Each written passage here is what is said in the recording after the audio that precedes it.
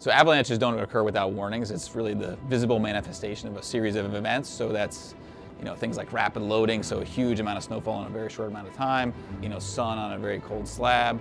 But the problem is that these risks are all buried within the snowpacks. With backcountry skiing, you're dealing with environments that are highly uncertain, but then you're overlaying that with a bunch of humans making decisions, which is exactly what being an investor is like.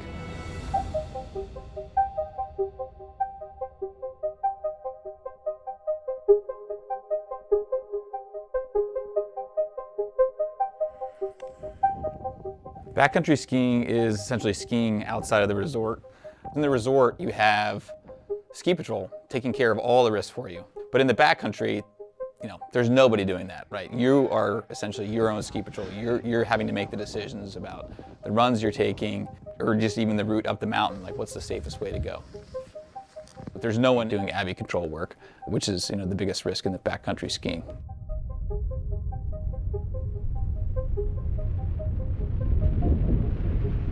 So if you think about snowpack as a cake with many, many layers, and what happens is with a skier on top, there's all these weak layers within the snowpack, and the skier can trigger a fracturing of one of those weak layers, and the big slab of cake will release. Backcountry skiing, right, there's a lot of statistics. There's science around it, right? I mean, you can go to college and you get a PhD in snow science, and it's probabilities, right? So there's the slope angle, there's what's going on within the snowpack, but then people are doing this, right? So you have all these behavioral issues that are prevalent in the sport as well. I had this epiphany that being out in the backcountry is exactly like what I'm doing in my day job. The parallel with investing is that we intentionally rule out risky things. So we're not going to look at companies that have a lot of leverage. We're not going to look at companies that have inconsistent cash flows, because we know that while that might be exciting, right, and the stock price might be doing really, really well, that the odds are in our favor that those companies over time will not outperform. Before you go out, you need a plan, right? You want to know what you're skiing, you want to know the conditions of the day, what the conditions have been over the last several days. In terms of gear choices, everyone's got beacon, shovel, probe. That's like standard stuff. So a shovel to dig pits, a shovel to dig your friends out, a probe to find if someone's caught in an avalanche, but also to set up the pits. And then the beacon. So the beacon has send and search modes. So everyone, when you're going out, is in send mode. And then if somebody gets caught in an avalanche, everyone goes to search and you start trying to find your friend. You can have all the safety gear in the world, but it's not. If you're trapped in an avalanche, it is bad news. You need to have your head on and making the right decision.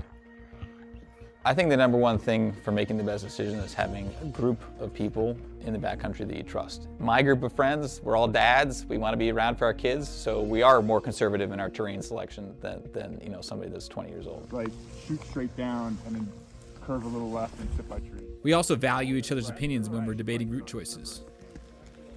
At Harding Loevner, our investment process is also built around group debate. We want to hear diverse perspectives. We love being challenged, and it's this group discussion that ultimately helps us make better decisions.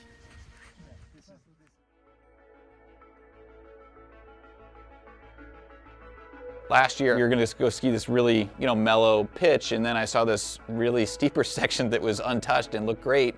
And then that was at the point where I realized that, all the things you read about, not just in skiing, but in climbing too, like summit fever, like your brain gets clouded by the excitement of that run, and it's unsafe, but you really had to pull it back in and say, I'm not going to do that. I know that's unsafe. Like all things in life, we're all subject to these biases that are just kind of hardwired into you. The biases I think that are most applicable to backcountry skiing are familiarity bias. So you've skied this terrain a ton of times, you know it like the back of your hand, but then because of that, you're not paying attention to the changes that might be going on. The other one I think that's equally as prevalent would be the sunk cost fallacy, in that you dump all this time and effort into this thing and then you want to get it done. An analogy with investing is like you've done all the research on this company, and because of that time you want to buy the stock, but that might be skewing the reality, and it's actually probably not a good idea to buy the stock. In regards to overconfidence, that you can go out in the backcountry 10, 20, 30 times, be skiing really sketchy terrain and have nothing happen to you, that's just luck, right? I mean, you know the probabilities, but you've just been lucky. So the more and more lucky you are, the more overconfident you become. And then that overconfidence leads you to take more and more risks. And that's often when you see accidents, is when the person is skiing in something that they shouldn't have been skiing in.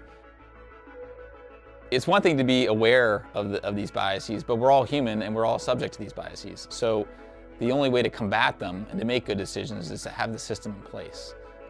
So to have a pre-commitment that this is going to be my action if this happens.